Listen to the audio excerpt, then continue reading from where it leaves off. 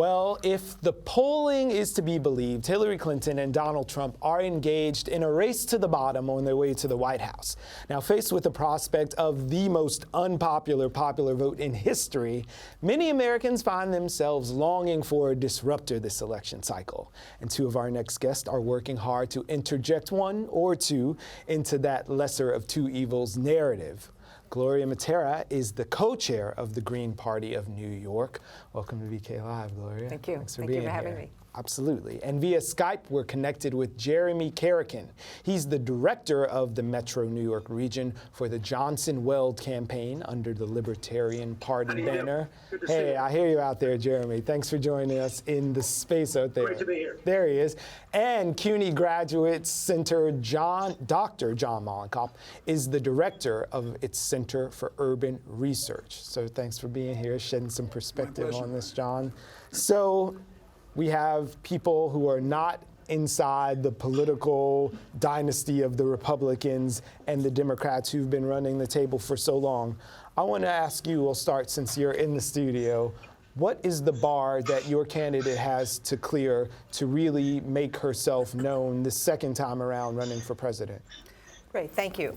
For Dr. Jill Stein and Ajamu Baraka, the Green Party presidential and vice presidential candidates, I think what will make the big difference for the American people to really see what an amazing choice they have is for both Dr. Stein and Gary Johnson to be in the televised debates.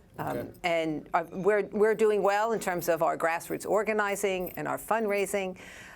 We really present a program that talks about, we call the Green New Deal, an emergency jobs program, which will also address the climate crisis and basically keep the lights on here in this country with this crumbling infrastructure. Okay. But for people to know what Dr. Stein and Mr. Baraka are talking about and what they will bring to the country if elected, so we must be in those televised debates. And I think this right now is something we're concentrating on. And in fact, I invite the Johnson campaign to join us.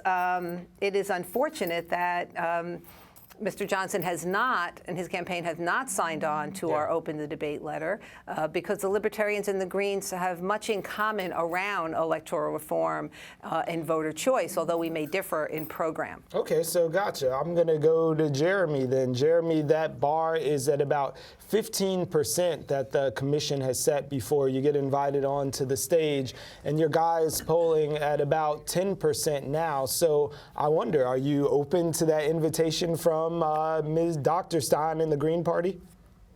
Well, we have been working with Dr. Stein and the Green Party. First of all, I should mention that even as the director of the Johnson Weld in the 4 states, I just want to make sure that I'm not necessarily speaking for the campaign. A lot of this is my own opinion, so I just wanted to get that out of the way. But we have actually been working with Dr. Stein and other folks to help open the debates. Jill Stein is a co-plaintiff with us to open the debates. We have, unfortunately, our lawsuit we're just appealing right now, but we do work with the Green Party in a number of ways to help try to make sure that Americans do have the choice. And in that regard, we're getting on the ballot in all 50 states. We've just gotten, I think, our 48th with Connecticut last night. And we're going to be here,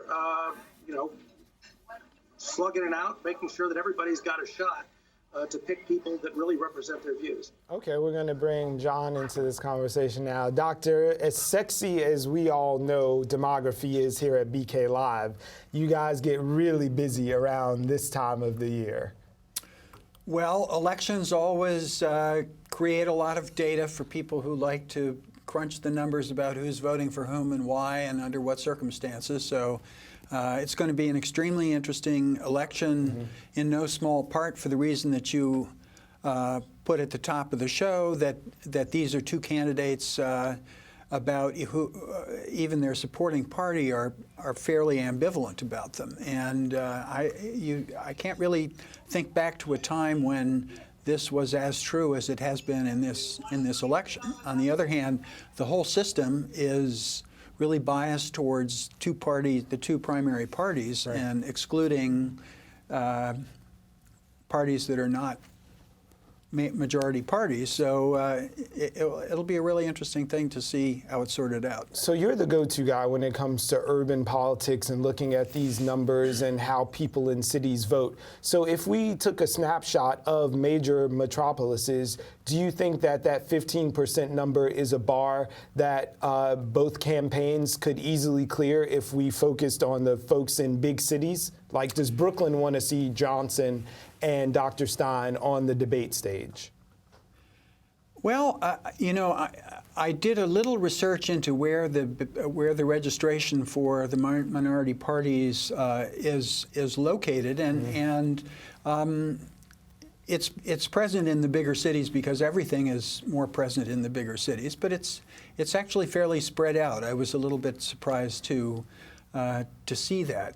I think it'll be, a very substantial challenge for either of the Libertarian or Green Party candidate to get the level of support in a series of polls that will, get them into the debates under the current rules, and that obviously will truncate the range of views that people will hear in these debates. On the other hand, it's not likely, as far as I can see, that although I would be very interested to hear Gloria's viewpoint on this, that either of those two candidates is going to be a major factor in deciding any of the swing states. Well, I'm sure they'd like to be. I know the Johnson campaign thinks that they have a path to victory by being disruptor in some of the swing states.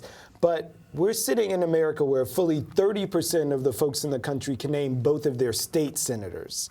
So are the two parties the major block to these doors opening, or is it just the apathy of voters? Which is the bigger enemy of both of these sort of outsider parties? Well, just a few quick clarifications. I am speaking for the Stein-Baraka campaign in addition to my co-chair position with the Green Party of New York State. I am the national campaign co-chair of the Stein-Baraka campaign. So I just want to say the opinions I express will be the position of the campaign, so it's clear. Obviously, voter apathy is connected to the fact that this two-party system is broken, and the Democrats and Republicans, both corporate parties, have not come up with solutions that work for most Americans, for the 99% of us. And referring to, I appreciate the comment that yes, the Greens and the Libertarians were joined together in a lawsuit, which unfortunately we lost. But people need to know that the Presidential Debate Commission, which sounds very official and kind of a government agency, is fake. It's a fraud. Yeah. It's a corporation developed by the Democrats and Republicans to keep our candidates off the ballot. And so we, again, asked the Johnson campaign to speak up and join the Stein campaign in saying that we need to open the debates. It will only be an advantage both for Mr. Johnson, Governor Johnson, and for Dr. Stein and their vice presidential candidates, because people are apathetic because they've already shown, and I think John's pointed it out, or probably will point it out, is that, and you did also, is that the kind of their low popularity, there's low voter turnout in this country, and although I think this race is going to be a fairly high turnout, a fairly high turnout race, because the feelings are so strong about all the different candidates. That being said, if people are so dissatisfied, if we're looking at nearly 60% of people saying, I don't want either of the two evils, do we really need a debate? It's 2016. Donald Trump fires off 140 characters, and the world is watching every time. Like, is the debate as outmoded as the two-party system, in your opinion, over there, Jeremy? No, I don't think the debate is outmoded. Our president is going to be engaging with other world leaders and other leaders of other parties all the time. And we'd like to know how well they're able to make their case, make their push, both as a piece of political theater, and politics is, to a great degree, theater. So I'd like to, the debate is still important. It's something that people want to see, and as a democracy, it's something we should at least deliver to them. So, John, most of the world has been tracking whether Hillary Clinton or Donald Trump is the biggest bigot. Those are the barbs that they've been trading back and forth for the last week. But who is the voter that these parties are going to need to connect to at least get on the stage? We've heard about the security moms in the past, or the soccer moms, or who these key folks are who are going to open it up. But is there a group that could really deliver them those numbers? You know, I don't think that there's a specific demographic. Maybe you might say people who are weakly attached to the parties, who are a little bit more on the periphery of the political process, who are and reflecting perhaps their dissatisfaction from about what the two main parties have offered. But those people might be inherently harder to mobilize too, if they're more alienated from politics or less connected to political information. And I would point out that even the party systems of Europe, where we have preferential voting and many different parties, they're also suffering electoral decline in many of those countries. So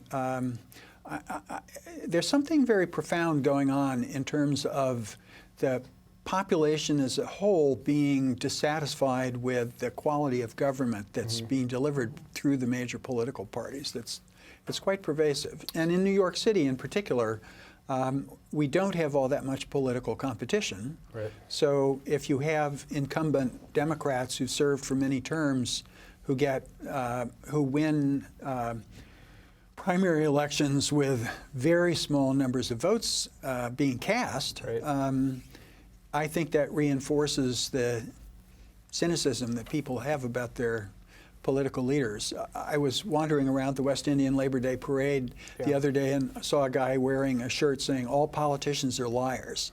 And you could just, you know, that's something that probably most people would agree with. Well, let's dispel this notion of lying for just 1 second. We wanted to introduce just a little bit of the platform stances of both candidates now that we've got some people here who know about them. Just quickly for Stein, I know some of the key things were Medicare for all, guaranteed federal jobs for folks who want them, cancellation of all student loan debt, free college tuition, and cutting military spending by at least 50%. Were some of her planks. And on the Johnson-Weld side, eliminating the Education Department, instituting a consumption tax with no income or corporate taxes. They would also end the housing and urban development, homeland security as well. So can you share one or two other key policy platform planks from the campaign for the Greens? Sure, and thank you for mentioning those. And I actually wanted to say that many of our platform planks fall under that. We really look at things comprehensively. We're looking at the people and the planet. And in fact, Dr. Stein will often talk about people, planet, and peace over profit. So obviously, we're looking at kind of a transformational program. And the reason I bring up the Green New Deal, and we talk about it in that way, modeled after what happened in the New Deal, is because we don't want people to be afraid of what a public works program is. Because it has done things in this country that are amazing in terms of, you know, creating in this city, creating jobs for people who needed them, and in fact, another thing that happened out of, you know, kind of the post-war New Deal was that, you know, a good percentage of this country, rural America, had no electricity, and that was not something that private companies felt was worth doing. It wasn't worth money back in the 30s and 40s, and so the government came in and did a huge public works program to do that. Think about what that meant for people who lived with no electricity. And right now, in the interest of equal time, we have to go to the Johnson and Weld folks and find out the top two things that your mountain climbing triathlete campaign would promise. Hi. Well, the basic pitch that we're making to the American people is that we stand for fiscal conservatism, bringing back the American government to its core competencies of delivering justice and civil liberties to the American people, and social tolerance. We don't care what anybody does in the privacy of their bedroom as long as it doesn't harm anyone else.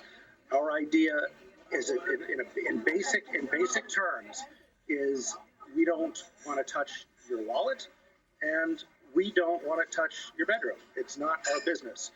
So we're looking to return America to at least American government to its core competencies.